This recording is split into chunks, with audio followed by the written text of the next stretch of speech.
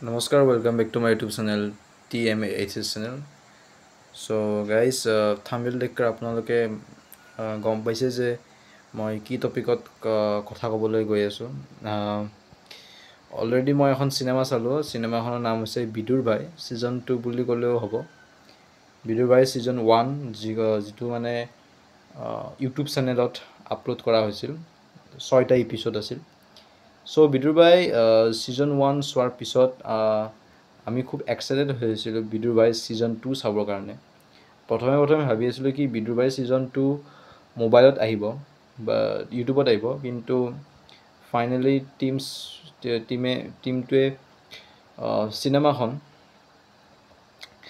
ছবিগৃহত ৰিলিজ কৰিবৰ কাৰণে সামৰ্থ্য হ'ল আৰু সঁচাকৈ চিনেমাখন খুব সুন্দৰ হৈছে। আমাৰ অসমীয়া জগতৰ চিনেমা হিচাপে খুব ভাল ডাইৰেকশ্যন, খুব ভাল কনচেপ্ট আৰু খুব ভাল quality cinematography, screenplay, writing already are good and comedy বহুত ভাল হৈছে। আৰু তাৰ চব বস্তু এটা লিমিটত তেওঁলোকে বনাইছে। কমেডি ইমানখিনি, ইম'চনেল ইমানখিনি, প্ৰত্যেকটো বস্তু এটা লিমিটেশ্যন আছে। আৰু ফিল্মখন সঁচাকৈ খুব এটা সুন্দৰ চিনেমা। আৰু ইতিমধ্যে 3 দিনত আমি এটা খবৰ পাইছোঁ যে 1 crore box office collection, 1 crore collection হৈছে। এইটোতো খুব ভাল খবৰ, কাৰণ বলিউডৰ চিনেমা, চাউথৰ চিনেমা আজিকালি যিটো হাৰত 1-2 দিনতে ইমান কোটি টকা কমায়, আমাৰ অসমীয়া চিনেমাও 3 দিনত 1 কোটি টকা কমাব পাৰিছে। সেইটো এটা বিৰাট ডাঙৰ ৰেকৰ্ড।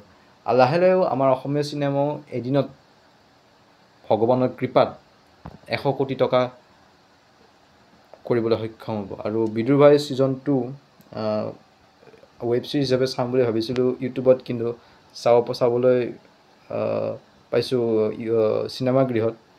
তো অলৰেডি খুব ভাল লাগিছে আৰু গানবিলাকো খুব সুন্দৰ গান আৰু প্ৰত্যেকজন অভিনেতা অভিনেত্ৰীৰ এক্টিং খুব মজা হৈছে। চ' যিসকলে বিদুৰ ভাই 2খন চোৱা নাই তেওঁলোকে প্লিজ চিনেমা হললৈ যাওক আৰু বিদুৰ ভাই 2খন চাওক। আমাৰ অসমীয়া চিনেমাক ছাপোৰ্ট কৰক। আগলৈও বহুত ভাল অসমীয়া চিনেমা আহিব।